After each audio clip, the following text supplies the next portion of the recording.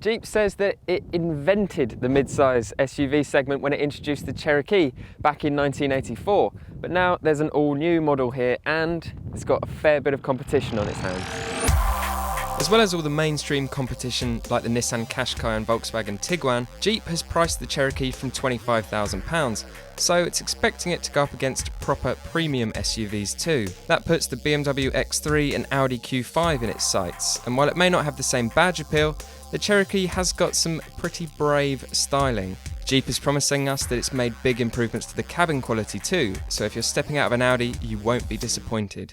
So because this is a pretty new car, we haven't really seen much of the interior yet, so I thought I'd talk you through it.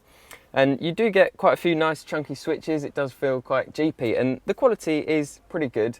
This one is a Top-spec Limited car, so you get this soft touch dashboard here with a nice bit of contrast stitching. There's a big 8.4-inch colour touchscreen in the middle. There's a 7-inch colour screen in the instrument cluster.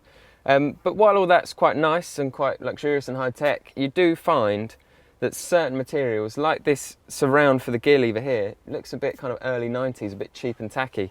And this low down plastic here, again, pretty scratchy, pretty hard, and that's the same in this centre part here as well.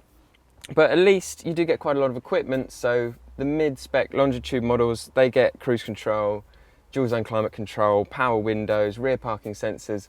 And then if you upgrade to this limited one, then you get all that fancy stuff I mentioned earlier, plus you get a reversing camera as well. So it's pretty well equipped, and that's good considering it's going to have a bit of a premium price tag. Because it's a Jeep, this new Cherokee has to be the best in its class off-road, but the engineers told us they've worked hard on road dynamics too. After all, that's where it will mostly be used. For serious off-roaders, there's a Trailhawk version with better approach and departure angles, a proper locking rear diff and a low ratio gearbox. So if you don't buy a Trailhawk, then you basically can choose from two-wheel drive or two slightly less capable four-wheel drive systems.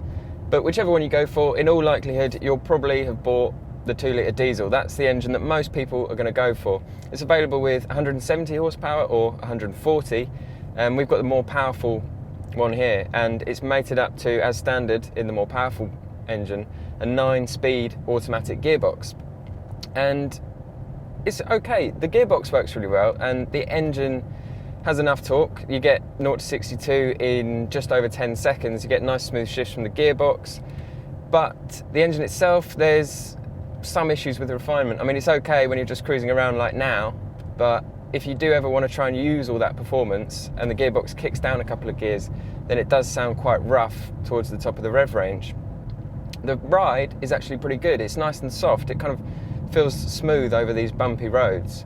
But then when it comes to the handling, you get steering which is kind of nicely weighted. It has a bit of heft to it, which you kind of want from a Jeep, but there's not all that much involvement. It kind of feels really numb, and the body rolls a bit, it leans a bit in the corners. So in terms of this being a fun to drive kind of performance-y SUV, it doesn't really do that. It doesn't feel that brief. So what we've got here is a Jeep SUV that's really capable off-road, pretty good on-road. It's got a high-tech cabin, and Euro NCAP named it the safest car in its class last year. That's a pretty long and impressive list of talents, but then the Cherokee goes up against some seriously talented rivals. The good news is that it's no longer as far adrift from those rivals as it previously has been. It's not best in class, but it is at least an unusual alternative to the Qashqais and Tiguans. And that's something we haven't been able to say about a Cherokee for quite a long time. Click on the video windows to watch our reviews of the Range Rover Evoque and Porsche Macan. Click on the red play icon to watch our very latest video, and Auto Express logo to subscribe to our channel.